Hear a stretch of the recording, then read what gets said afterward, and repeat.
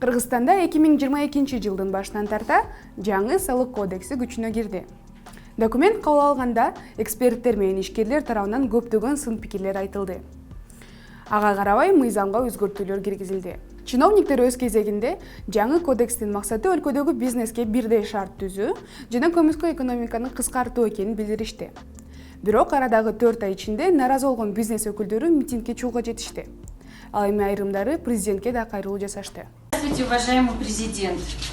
В связи с изменением налогового кодекса у многих предпринимателей города Каракол возник ряд вопросов. В ходе проверки инспекторов налоговой службы поступило много жалоб со стороны предпринимателей. Нам грозят большими штрафами. Мы хотим, чтобы нам разъяснили ситуацию, чтобы порядок разъяснили уплаты налогов. Отчисления в соцфонд у нас почему-то большие очень. И куда уходит эта сумма? Мы просим также понизить эту ставку.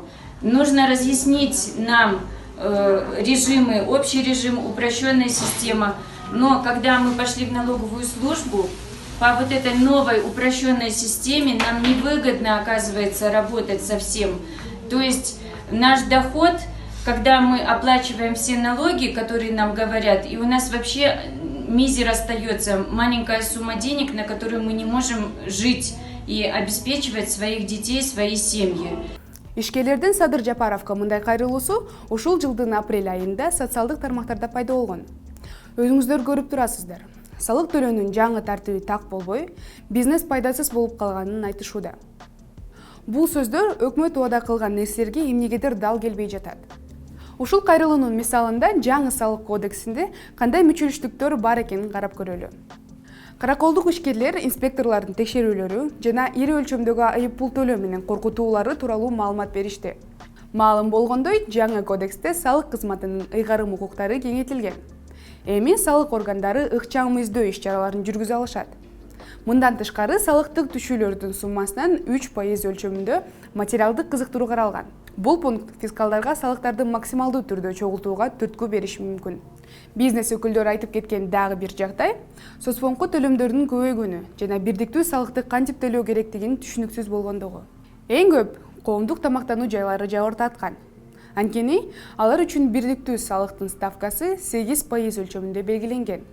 Документ кабыл алынганга чейин эле эксперттер бул пункт тескерисинче көмүскө экономиканын күчөтөөрүн айтып келишкен. Бул сөздөр азыр ишке ашууда. Мисалга, акыркы убакта соода жана тейлөө өйүндөрүндө нактылай акча менен төлөөнү туура көрүп, терминал иштебейт же интернетте көйгөйлөр бар деген шылтоо менен карталарды кабыл албай жатканын байкаган чыгарсыз. Башкача айтканда, ири салыктарды төлөбөш үчүн бизнес кирешенин бир бөлүгүн жашырып жатат жана аны нактылай акча менен гана жасоо мүмкүн. Же салык кызматы түшүндүбү, же чиновниктер акыры ишкерлердин үнүн угуштубу? Айтор февраль айында салык кызматы коомдук тамактануу жайлары үчүн бирдиктүү салыктын ставкасын 8-ден 6%га түшүрүү боюнча мыйзам долбоорун иштеп чыкканын белгилүү болду. Кирешелерди жашырууну албетте мыйзам менен жөнгө салуу пландалган. Жаңы кодекске ылайык мекеме ишканаларда, дүкөндөрдө, жада калса базарда ар бир кардарга кассалык чек берилиши керек. Ал тургай салык органдары мекемелерди жарандар үчүн мындай эскертүүчү белгилерди орнотууну милдеттендиришти. Ал эми жарандык активдүүлүктү жогорулатуу максатында бул чектер менен лотерея уюштуруп, анда iPhone, автоунаа жана батир ойнотууну чечишти. Бирок жакында эле министрлер кабинети Дордой базарында ККМди жокко чыгарууну каалап жатканы белгилүү болду. Ал эми документ кабыл алынгандан кийин 1-2 айдан соң киргизилген нормаларга өзгөртүүлөр жана толуктоолор киргизиле баштагандыгы эксперттердин, ишкерлердин жаңы кодекс шашылыш кабыл алынган деген сөздөрүн тастыктап турат. За последнее время доходы нашего государства уменьшились. После того, как был введен налог на воздух, вы стали меньше дышать. Это возмутительно! Молчать!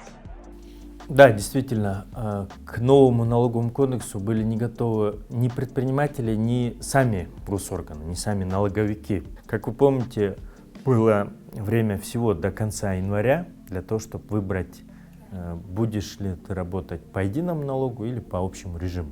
Люди не могли определиться, как им работать. У нас нет стимула бизнесу укрупняться, расти, масштабироваться. По налоговому законодательству при масштабировании, при укрупнении бизнеса наступают новые обязательства, усложненная отчетность, администрирование. Ни для кого не секрет, во всем мире это давно выяснено, что чем проще администрирование и ниже ставки налогов, тем больше бизнеса выходит из тени. Насильно бизнес из тени сложно вывести, только вот стимулирующими механизмами. У нас же не совсем предсказуемое законодательство. За год сколько всего произошло? Вот это нестабильность законодательства. Да, изменится ли эта норма через месяц, через год? Что будет с их бизнесом? И как эта норма будет на практике применяться? Вот по официальным данным около 25% экономики в тени, по неофициальным от 40 до 60%. Нужно, чтобы государство сделало максимально простым любое открытие бизнеса. Человек хочет патент взять, опять же, ему нужно в очереди стоять.